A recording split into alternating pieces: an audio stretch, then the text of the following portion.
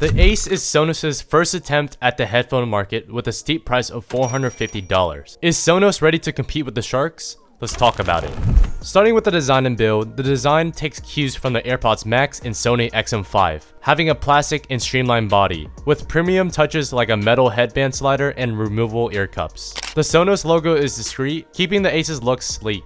Overall, the build and design feels expensive and premium, which matches the price. Moving on to the fit and comfort, the memory foam ear cups and plush headband were extremely comfortable. It had enough padding, no pressure points, and a decent amount of room for my ears. The headphones stay cool during long wearing sessions and are lightweight at 312 grams. The secure climbing force is comfortable even with glasses. The headband adjustment is done with friction and feels smooth and premium, similar to the AirPods Max.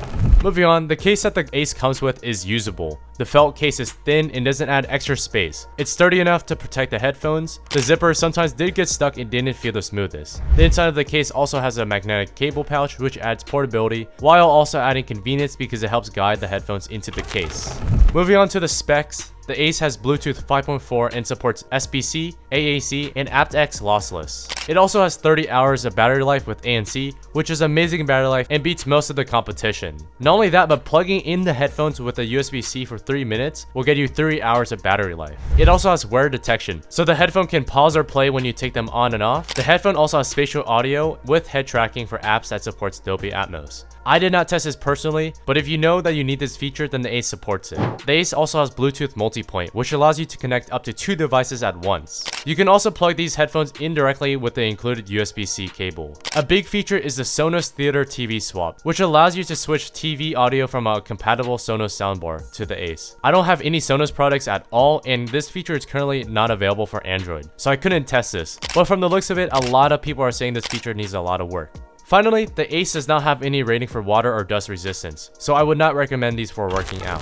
Okay, I'm done talking about specs. Let's start with the ANC. The ANC is good. It blocked fan and car noises pretty well. It also lowers the volume of voices a good amount. The ANC is helped by the fact that the headphones themselves block out noise passively pretty well. This also means that sound leakage is low on the Sonos Ace. However, some sounds still cut through the Ace. For example, a slight noise from my AC slipped through the noise cancellation of the Ace, which did not happen with the XM5. It also struggled with complex sounds such as keyboard noises and traffic sound. Overall, I was able to use the ANC to focus, and it's just slightly worse than the best on the market from Sony and Bose. Speaking of the ANC, which is powered by the 8 microphones on the Ace, the microphone was pretty decent. My voice was clear in calls and blocks a lot of outside noises. I did find some instances of the microphone struggling with outside noise, but overall the microphone was good. Moving on, let's talk about the controls and app. The controls are easy to use, with a power button on the left and a slider and mode button on the right. The slider can adjust the volume, play and pause, and skip and go back on songs. Outside the box, you can only cycle through transparency and ANC with the mode button. However, with the app, you can add a normal mode to the cycle.